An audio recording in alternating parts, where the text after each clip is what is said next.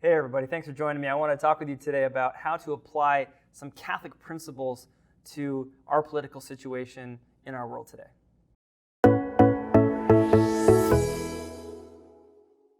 Well, you and I know, and God knows, that there's an awful lot of passion and sometimes confusion on issues about how Catholics should engage the political world, especially here in America. A lot of long documents that the church has certainly written, and I think sometimes Catholics don't take time to read them. The other day, I was just kind of doing some reading, and I stumbled across a document which is not long and extremely helpful. So if nothing else, I want to encourage you in this video to read the document. And I'll tell you what it is in just a second. What I want to do in this video is just take 3 or 4 steps here. 4 steps in talking about what our principles are for political action and a little bit about how to apply them, and also hopefully to overcome a few objections and misunderstandings. The document is by the United States Conference of Catholic Bishops from 1998, and it's called Living the Gospel of Life. You can get it on the website, usccb.org. Now, I know when I say a document, you think, oh, well, that's not very exciting. And sometimes church documents can be not that exciting to read. But this document is not long, very readable, and just crackling with Catholic principles, beautifully applied, and it's really well written as well. It was written in 1998. I think it was written really as an application in this culture of the 1995 papal encyclical by St. John Paul II called Evangelium Vitae, the Gospel of Life. So applying that in our culture. Here's a step 1, and this is the most fundamental principle of all Catholic social doctrine. If you get this right, you can go an awfully long way. It is that about the rights and dignity of the human being. Let me read to you some of the very first paragraph of Living the Gospel of Life. As John Paul II has observed, at the center of the moral vision of the American founding documents is the recognition of the rights of the human person.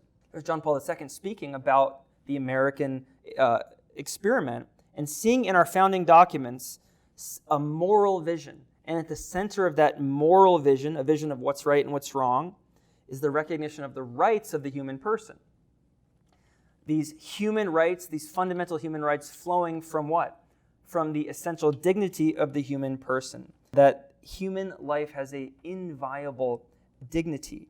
And from that dignity flows certain rights that obtain precisely because of the uniqueness of the human being. Now, this is the beginning of how Catholics approach all questions of politics and, in a certain sense, all of morality itself, the rights and dignity of the human being. What this document does is what John Paul II did. He praises America for understanding this principle and, in fact, forming our whole system around this principle.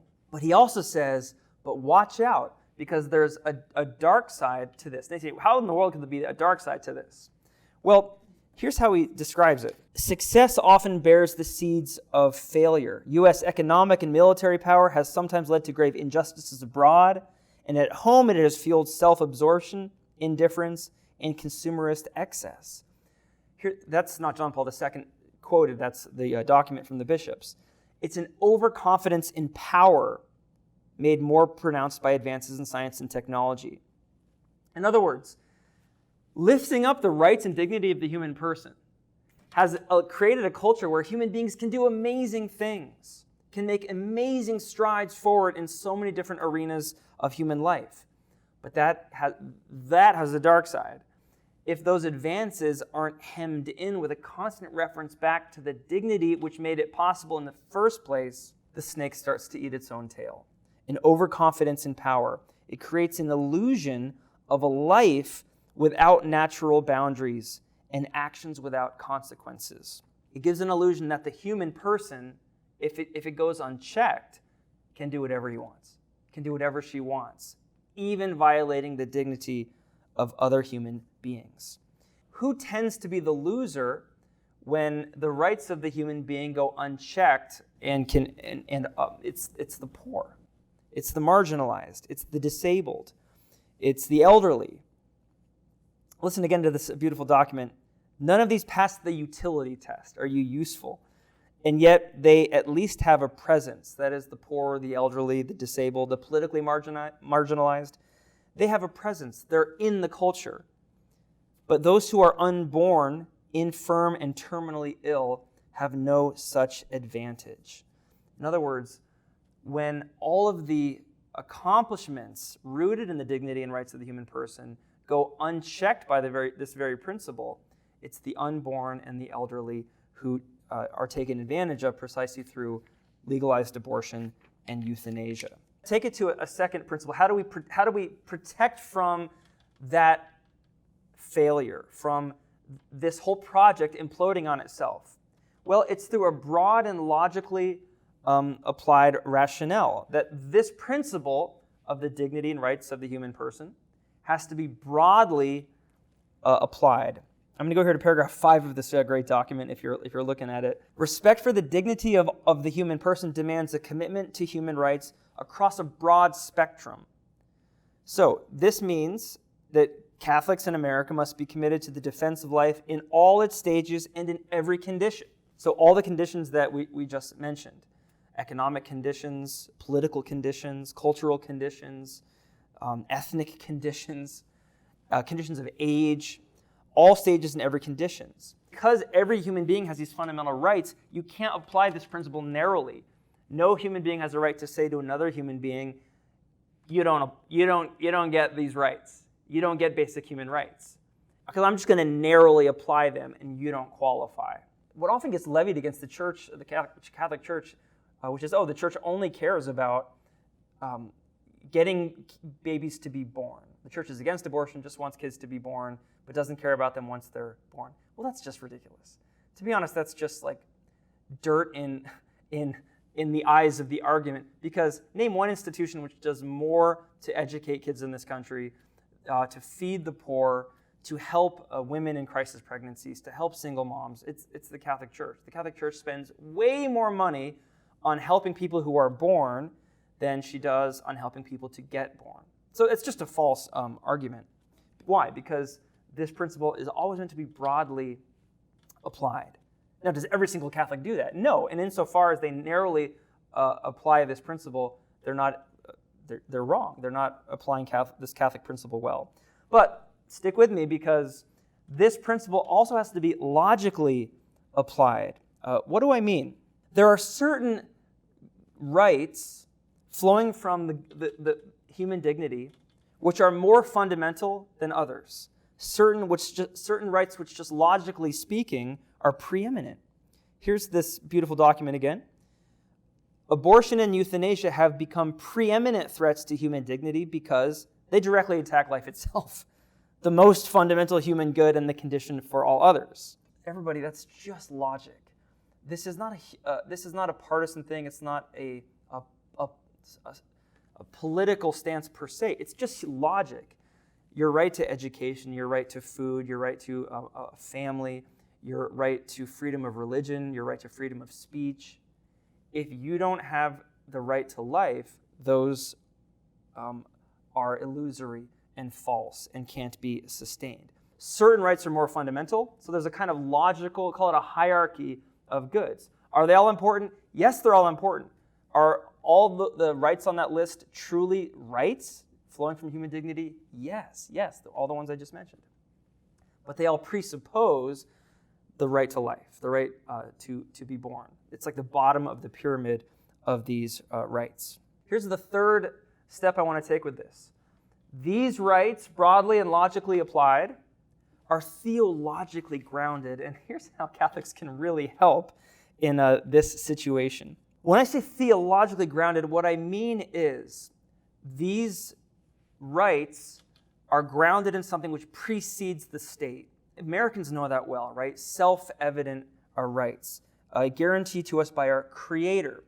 To say theological here is a kind of, think of it as like natural theology. It's more philosophy than it is reading from the Bible. It's to recognize our creaturely status.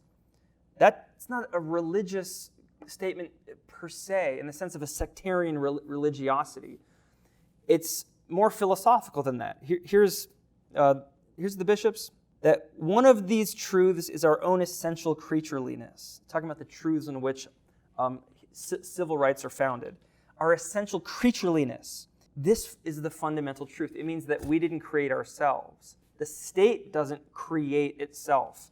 That's the Creator's job, who stands outside of all created realities.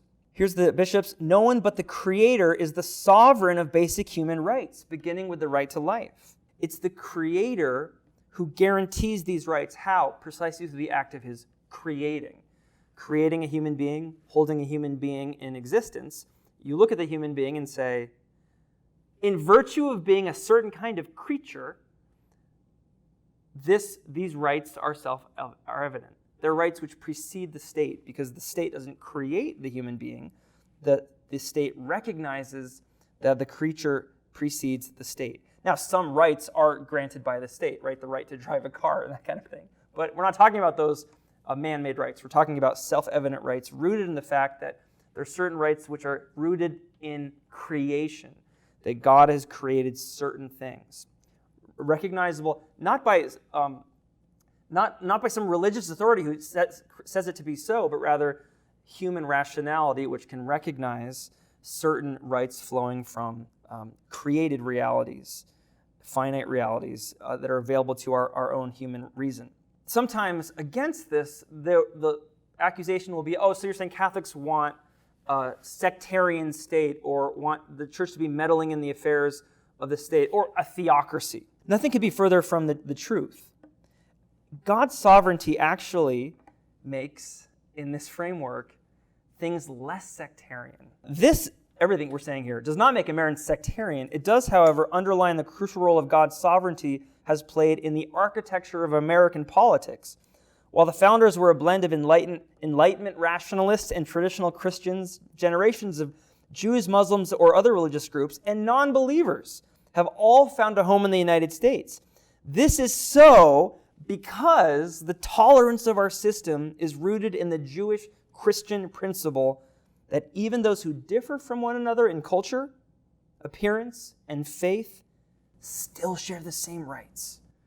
This Judeo-Christian belief in a creator means that these rights are broadly and logically applied. This means no sectarianism. In a certain sense, you could say in our culture, this means no theocracy, in which certain human beings are disqualified. No. But this truth has to be theologically grounded, not in some sectarian religious doctrine just belonging to one little group, but to a truth, a religious truth, a theological truth available to human reason. You know, I'd be remiss if I didn't say that if you want to explore this, it's really in our great teacher, St. Thomas Aquinas, who understood that human law nests in what he calls natural law, like the basic things that you can never do and things that are always to be done, do good and avoid evil, our ability to recognize the morality that human beings have to follow. But that itself is rooted in the divine law or the eternal law. And that's good news because God as creator is the guarantee for human morality because he creates human rights. Now, let me fast forward to this fourth step, because you may be thinking, okay, this is all nice theory and abstraction, and I'm with you, but what should I actually focus on as a Catholic as I try to engage in the political square? And I'll be speaking about that in other videos. But what this document helps us see is there's a kind of ecology existing between three things, a living play between law and words and morality. This comes up, I think, for us as Catholics because often we can say, well, look, should we fight against laws? For example, Roe versus Wade, right, which allows for the legal taking of unborn life, which clearly violates the principle of human dignity and the right to life broadly applied to all human beings. So, should we focus on the laws, or should we focus on human hearts? That is, the moral vision, helping to form human hearts. Or should we focus on the words that we use in the culture? Well, the answer is yes, yes, and yes. So you may be thinking, all right, I'm with you, and I get the principles here and how they fit together, but what should we actually do? Now, I've got some other videos on some more practicalities, but let me give you a way to kind of focus all of these principles in our culture. Sometimes as Catholics we can say, should I focus on trying to overturn unjust laws, like Roe versus Wade, which allows for the legal taking of unborn life, obviously a clear violation of these first two principles? Or should I focus on human hearts, because it's human hearts which led to that unjust law and similar laws? What the bishops say here is actually really helpful and really sophisticated. They describe in paragraph 10, there's an ecology of law, moral reasoning, and language in action. Here's my little drawing of it, okay? Law, language, words, and moral reasoning. The three exist in a kind of ecology. They mutually implicate and affect each other. So, for example, if you have a bad law, it's going to actually affect how people speak. For example, they might speak about the dismembering of a child in the womb as terminating a pregnancy or the right to privacy. And then that is going to make people have a certain moral vision. For example, they'll reduce that question to freedom of choice, etc., the freedom of the individual to take unborn human life. So, should we focus on just one or the other? No, they're all mutually implicative. Just focusing on overturning laws isn't enough, though, because laws always function in a kind of ecological interaction with how human beings see right and wrong and how human beings speak. So these three areas, language and law, and then personal morality or corporate morality, Catholics should always be trying to engage all three. We should not settle for the misuse of words. We should say what things really are. We should seek to try to draw people to the true good of protecting human life in their own hearts and in personal morality. And we should seek to overturn unjust laws. Unjust laws can actually pervert how people speak, and they can pervert how people think and choose. Just laws never replace human freedom and human conscience. They don't replace how we speak, but they certainly can influence how we think and how we speak. So I hope this video encourages you to read the very short and beautifully written and insightful document from the United States Conference of Catholic Bishops, Living the Gospel of Life. It's online, check it out. And I also hope this video helps you answer the question, how can Catholics help in the political realm? Number one, by always pointing to the central part of the American moral vision, which is the rights and dignity of the human being. Secondly, helping people to see that this always has to be broadly applied to every human being and logically applied to the various self-evident rights that obtain from human dignity. And thirdly, not to be afraid to say, hey, look, this is grounded in theology because God is the creator, not in the state and not in any human being. And then finally, to bring these principles to bear in the ecology of law and words and our own hearts in the ways that we choose right and wrong in our own lives. God bless you. Thanks for joining me.